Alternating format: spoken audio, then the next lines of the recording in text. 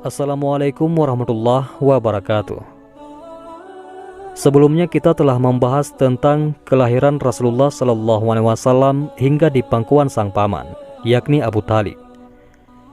Dan selanjutnya kita akan bahas mulai dari pernikahan Rasulullah dengan Siti Khadijah hingga turunnya wahyu pertama dan pengangkatan kerasulan. Muhammad SAW beliau lalui dengan kehidupan berat.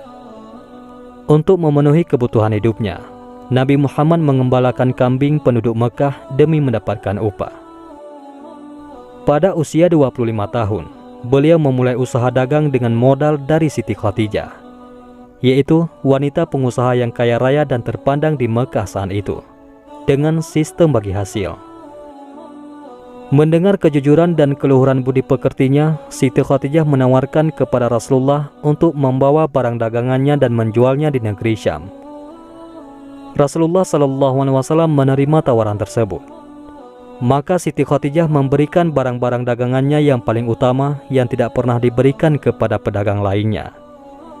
Beliau sertakan pula budaknya bernama Maisarah untuk menemani Rasulullah SAW.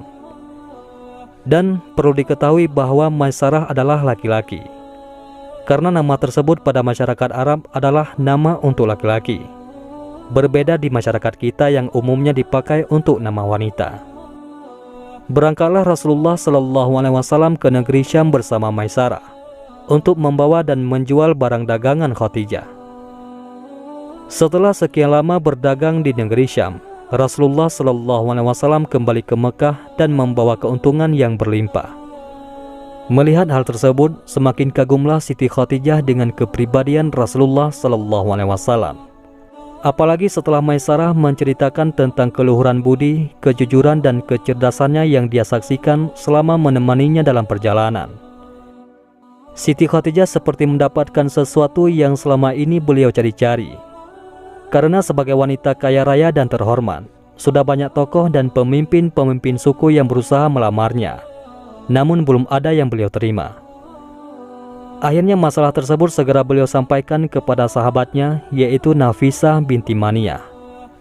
Tanpa menunggu lama, Nafisah segera menemui Rasulullah dan memohon agar Rasulullah bersedia menikahi Siti Khadijah.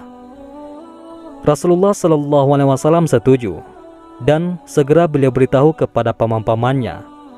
Lalu paman-pamannya segera menemui paman Khadijah dan melamarnya untuk Rasulullah SAW. Setelah itu terlaksanakan akad pernikahan yang dihadiri oleh Bani Hashim dan pemimpin suku Mutar. Saat itu Rasulullah berusia 25 tahun dan Siti Khadijah berusia 40 tahun. Allah Azza wa Jalla memberikan keawet mudaan kepada Khadijah, karena dengan umur 40 tahun pun itu Khadijah masih bisa melahirkan untuk Nabi SAW 6 orang anak. Nanti akan ada 2 laki-laki, yaitu Qasim dan Abdullah. Walaupun anak Nabi SAW 7 ya, karena anak yang satu namanya Ibrahim itu dari istri yang lain namanya Maria Qibtiyah, ada seorang wanita budak yang dihadiahkan dari Mesir, kemudian beliau bebaskan dan beliau nikahi. Kemudian ada 4 anak perempuan Nabi SAW yang masyhur, Ruqayyah, Ummu Kalthum, Zainab dan Fatimah. Ini semua dari Khadijah dan semuanya masuk Islam tentunya. Baik, setelah menikah dengan Khadijah, maka Nabi SAW makin mengembangkan usahanya. Dan perlu anda ketahui, Nabi SAW waktu menikah dengan Khadijah ini, beliau memberikan mahar Khadijah itu 20 ekor unta.